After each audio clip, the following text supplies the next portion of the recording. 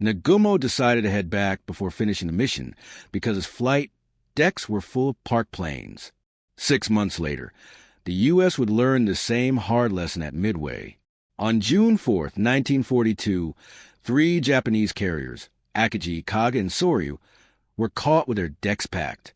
Some planes were being prepped for attacks on land, others were being rearmed for sea targets, and some were refueling after returning from missions. For about 47 minutes, the carriers couldn't launch anything. That's when dive bombers from the USS Enterprise, led by Wade McCluskey, showed up in just 5 minutes.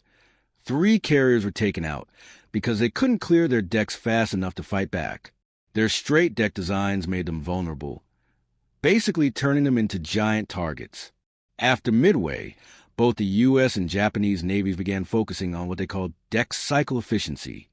This meant measuring how long a carrier was out of action between launching and recovering planes. The results weren't great. During the Guadalcanal campaign in late 1942, the USS Yorktown took an average of 93 minutes to get from recovery to the next launch. In the Battle of Santa Cruz that October, the Saratoga took 108 minutes. The Japanese had even more trouble. After one mission to the Eastern Solomons, the carrier Shokaku needed 2 hours and 14 minutes to reset her deck. It became clear to commanders across the Pacific that too much time was being spent moving planes around instead of fighting. Wade McCluskey, the same pilot who led the strike at Midway, wrote a secret memo in early 1943. He pointed out that carriers were designed for quick, one-time strikes, but the war was turning into a long, drawn-out fight. His conclusion?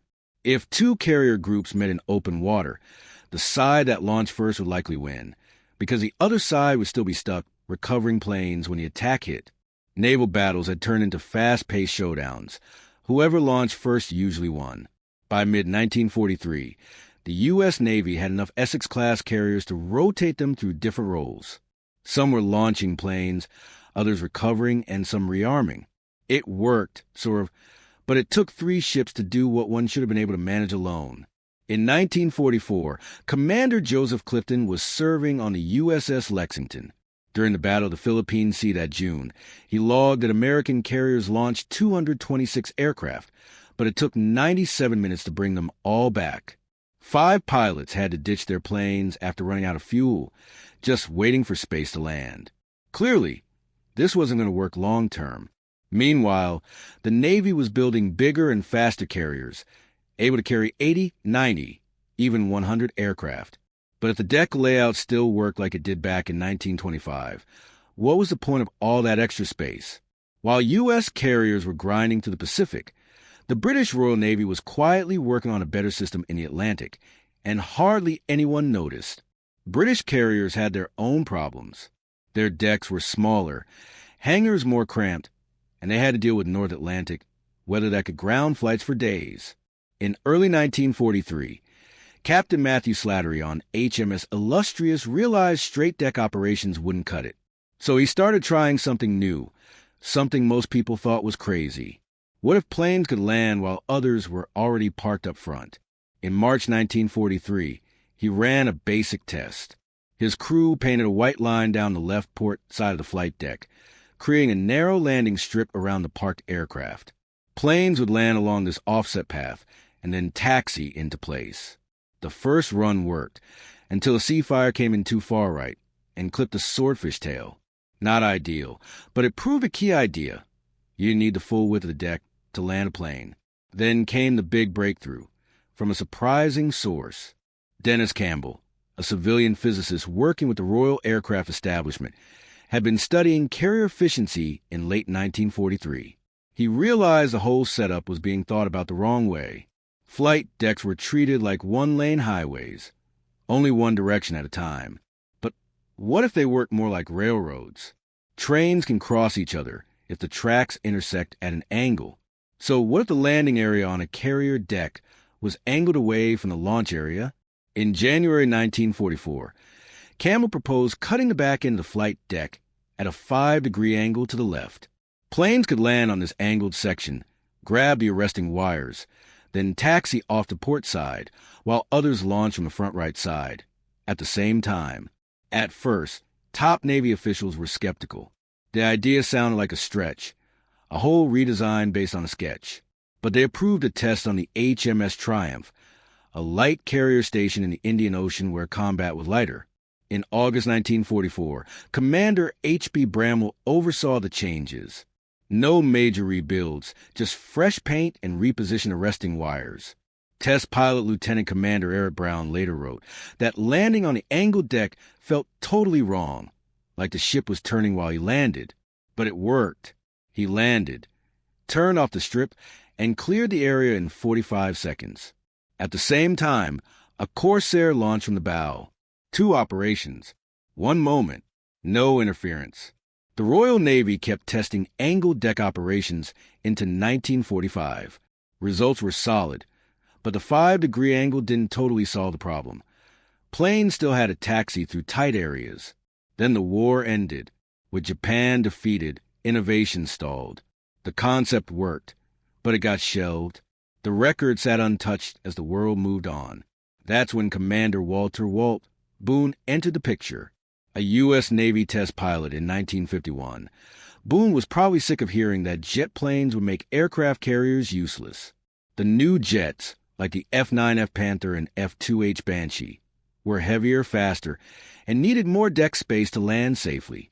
Plus, they didn't have much extra fuel for second tries. Experts were calling it, jets and straight-deck carriers just didn't mix. Everyone said the Navy had 2 choices: build all new carriers or give up on carrier aviation altogether. Boone didn't buy the idea that jets and carriers couldn't work together. He'd read the British reports on HMS Triumph's angled deck trials, mainly because almost no one else had, and noticed something they overlooked. A 5-degree angle wasn't enough. If a plane missed the arresting wires, it still risked crashing into parked aircraft. Boone thought bigger. Angle the landing strip far enough, around 8 to 10 degrees, so a pilot could simply hit the throttle and take off again safely if they missed. No crash, no chaos, no cleanup, just another pass. In March 1951, he took this idea to Rear Admiral Apollo Soucek at the Naval Air Test Center in Patuxent River, Maryland. Soucek's answer? Prove it. Boone and his team got their hands on the USS Midway, which was in Norfolk for routine work. They painted a new angled landing area, offset 8 degrees to the left side of the deck, and repositioned the arresting cables. The concept was simple, but the change it made was massive. Suddenly, one ship had 2 flight paths, a straight launch strip from bow to stern, and a landing strip angled off to the side. For the first time, launch and recovery could happen at the same time. The first test flight was in July 1951. Boone piloted an F-9F Panther in for approach, flying at 145 knots toward what looked like a crooked deck. He nailed the 3rd wire, rolled out to the left, and parked. As he was still clearing the deck, another Panther launched from the bow. 30 seconds later, a 3rd plane landed, then another takeoff, then another landing. Back and forth, nonstop. The team recorded 12 landings and 12 launches in just 18 minutes. That would have taken over an hour on a straight deck.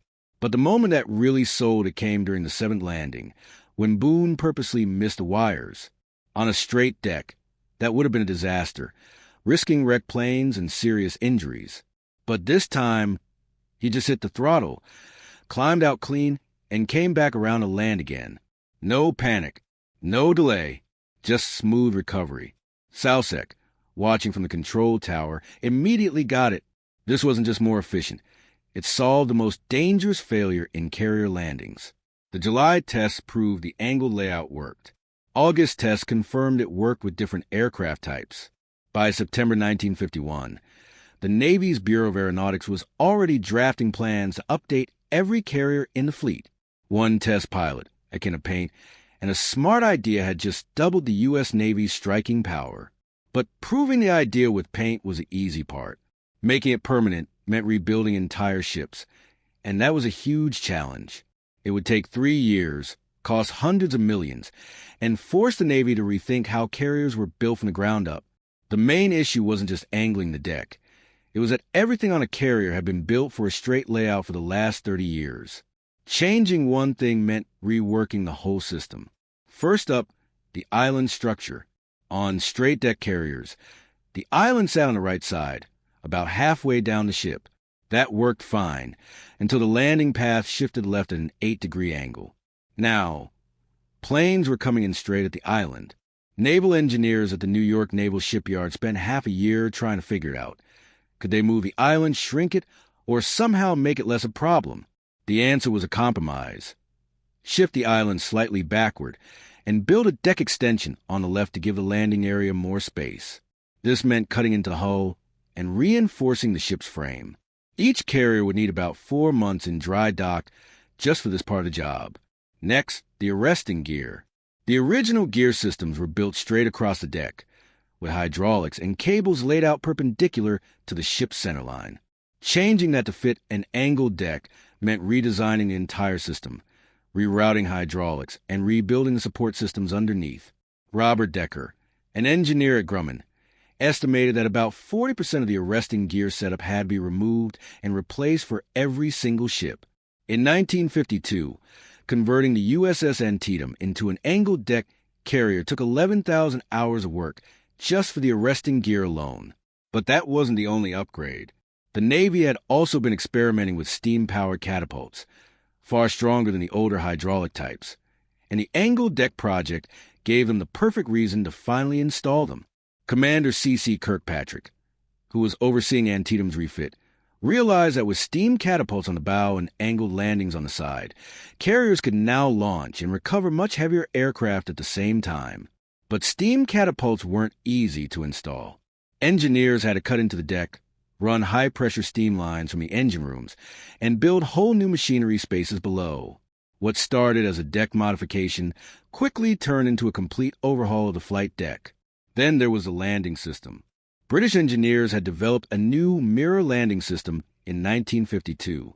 It used a stabilized mirror and lights to show pilots if they were on the right glide path. But mounting it correctly was tricky. It had to be visible on the angled approach and aligned just right. Lieutenant Commander J.R. Lamb, a test pilot, crashed twice during early tests because the mirror was giving him the wrong landing cues. After 3 adjustments, they finally got it right. Between 1952 and 1955, the Navy converted 13 Essex-class carriers to use angled decks. Each overhaul cost between $8 million and $12 million. Not a small amount, considering each ship originally cost $70 million to build. The USS Bennington entered Norfolk Naval Shipyard in January 1954 and didn't leave until September. USS Hornet took 7 months to retrofit. These were not surface-level changes. Crews were cutting up parts of the deck, welding in new structures, and reworking major systems throughout the ship. By the time the upgrades were done, the carriers may have looked the same from afar, but they were totally different machines underneath. USS Antietam left Norfolk in December 1952 as the world's first fully operational angled deck carrier. She was immediately sent to the Korean War to see if Boone's design actually worked under pressure, or if it would fall apart once the shooting started. Opinions inside Navy leadership were split. Some thought angled decks were the future. Others saw them as an expensive risk that might get pilots killed. Antietam had 4 months to prove who was right. She arrived off Korea in January 1953 and got straight to work, launching combat missions against North Korean and Chinese targets. Commander William Sisko, the air boss, kept detailed records. He knew Washington was watching closely. In the first week, Antietam launched and recovered 68 missions in a single 12-hour shift. That might not sound like much until you compare it to her sister ship, the USS Kearsarge, operating with a straight deck just 50 miles away. Same aircraft, same mission types, same squadron size. Kearsarge managed just 39 sorties in the same time. The angled deck boosted strike output by 74%. But the most important number was something called deck availability, how often the flight deck was ready to recover aircraft. On straight deck carriers in Korea, availability averaged just 42%. That meant every time pilots returned from a mission, there was nearly a 50-50 chance they couldn't land right away. They'd have to circle or divert to an emergency airfield in South Korea. On Antietam, availability jumped to 79%. Pilots could almost always count on landing when they returned. That may sound like a stats issue until you're the one in the cockpit watching your fuel run low. Lieutenant James Michener, yes, the future author, was flying F-9F Panthers off Antietam in February 1953 when he saw the angled deck save 3 lives in just one day. In the first case, a Sky Raider took battle damage and came back too fast. It missed all 4 arresting wires, what pilots call a bolter, on a straight deck that would have ended in disaster, crashing into parked aircraft, maybe killing the pilot.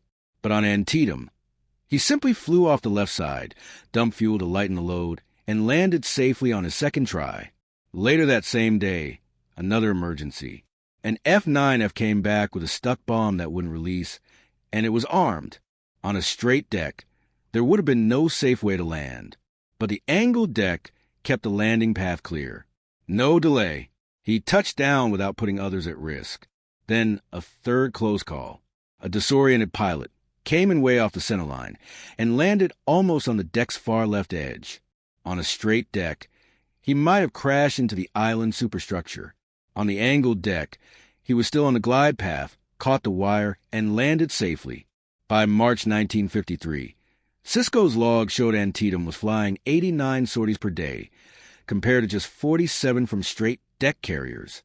Captain John Cromlin was sent by the Navy to observe operations and report back.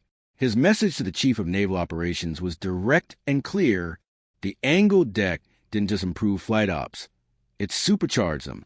It boosted striking power by at least 85%. Carriers that hadn't been upgraded were fighting at half strength. The Navy's recommendation was clear: retrofit every fleet carrier fast. By April, one stat settled the debate: mission effectiveness cycles. This measured how many full strike, launch, recovery, arm, repeat cycles a carrier could complete in a day. Straight deck carriers averaged just 2.3. Antietam was clocking 4.1. One ship doing the work of 2. What started as Boone's paint test in 1951 was now proving itself in real combat in 1953. The success in Korea made the decision obvious. By the end of that year, the Navy wasn't just updating old carriers. It was designing a brand new class from scratch around angled deck operations. These would be the Forrestal-class supercarriers, the first warships ever built with the angled deck as the core feature, not a later addition. Everything else, engines, armor, weapons, even living quarters, was planned around what that 8-degree angle could unlock. When USS Forrestal launched in December 1954, the change was clear even from the dock. The angled landing area wasn't just painted on, it was part of the ship's structure, reinforced to handle the heavy hits from jet aircraft.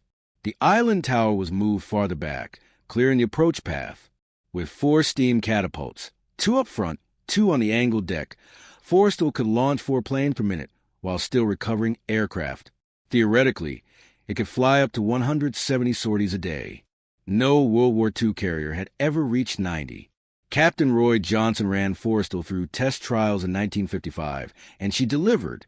In one drill off the Virginia coast that August, the ship launched a 40-plane strike, recovered 32 returning aircraft, and launched another 20-plane patrol, all in under 47 minutes.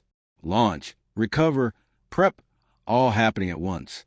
The geometry made it possible. The impact on global strategy was immediate. Soviet naval planners had assumed U.S. carriers were most vulnerable during launch and recovery windows. But the Forrestal class blew up that theory. These ships were never fully exposed because they never had to stop operating. In a 1956 analysis, Soviet Admiral Sergei Gorshkov warned that NATO carriers centered around Forrestal-type ships could maintain nonstop strike pressure. His conclusion: the Soviet fleet had no answer to American supercarriers flying over 100 missions per day. The data backed him up. By 1959, for Forrestal-class carriers were active: Forrestal, Saratoga, Ranger, and Independence. Each carried 90 aircraft and could output the combat power of 3 World War II-era carriers. In a 1960 NATO drill, Forrestal launched 147 sorties in just 24 hours, including night ops. And beyond sortie numbers, maintenance also improved. On old straight decks, tech crews struggled to service planes because the whole deck had to flip between takeoffs and landings. But on angled decks, the forward area became a stable workspace. Aircraft would be fixed without slowing flight operations. This shift changed Navy doctrine. Before, carriers had to stay far from enemy threats because recovery windows made them vulnerable. But Forrestal and her class could launch jets, recover bombers, and refuel fighters all at once, allowing them to operate closer to danger and maintain pressure without pause. Vice Admiral John McCain Jr. called it rolling thunder capability in a 1961 briefing, and he meant it literally. Carriers had become nonstop platforms for projecting power, a capability that simply didn't exist before. And it all came from one idea: rotate the landing strip. Walk onto a carrier today, whether it's Nimitz class or Ford class, and you're still standing on that same layout Boone sketched onto Midway in 1951. The 8-degree angled landing area, bow catapults, and optical landing system are all still right where he put them. Even the newest carrier, the USS Gerald R. Ford, commissioned in 2017 with a $13 billion price tag, still uses Boone's geometry. It's packed with upgrades, electromagnetic catapults, advanced arresting gear, a 50-year nuclear reactor, and can launch and recover 33% more sorties than Nimitz-class ships. But that's thanks to better tech and faster cycles, not a change in layout. The flight deck still works the same way it did in 1955 because that system still works. During Operation Inherent Resolve against ISIS in 2016, USS Dwight D. Eisenhower flew 75 combat missions per day for 7 months straight, over 12,000 sorties. Not a single one was lost due to deck recovery issues. That same confidence Antietam's pilots had in Korea still holds today. But maybe the best proof that the angled deck was the right call? Every other major navy copied it. China's Liaoning and Shandong carriers use angled decks. So does India's INS Vikramaditya. Even amphibious ships like the America class and the UK's Queen Elizabeth class, which fly vertical landing jets, still use angled decks because they make flight operations smoother and safer. The design outgrew the problem it was built to solve. It became the default for launching and recovering fixed-wing aircraft at sea. And it's still evolving, but the core principle hasn't changed. Boone came up with the idea for early jets, but it works just as well for modern stealth fighters like the F-35C, and it'll still work for the unmanned aircraft coming in 2040 and beyond. The reason? It's not about the plane. It's about the physics of landing something with forward motion onto a moving ship. As long as that challenge exists, angled decks will be the answer. It's kind of remarkable. A simple 8-degree turn of the landing path solved what seemed like an unsolvable problem. No cutting-edge materials. No software. Just geometry. Boone probably didn't think he was designing the standard layout for the next 100 years. He just wanted to make carriers safer and more effective. That's how the best innovations happen. Solve a real problem really well, and you might end up building something that lasts forever. So next time you step onto a modern carrier deck, remember, you're walking on a design from 1951, one that hasn't been improved because it hasn't needed to be.